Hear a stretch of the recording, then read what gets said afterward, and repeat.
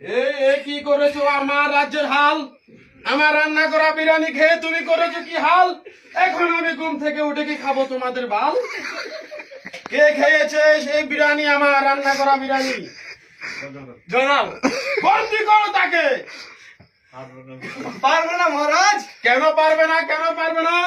আমি কি তোমাকে বেতন দিয়ে রাখিনি? এখনো 3 মাসের বেতন বাকি রয়েছে জাহাপনা। কে বলেছে? এত বড় মিথ্যা অপবাদ আমার প্রতি কে দিয়েছে?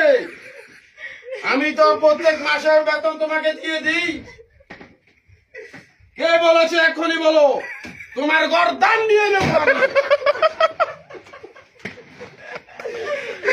চলো বলছি। এখনো কথা বলছো না?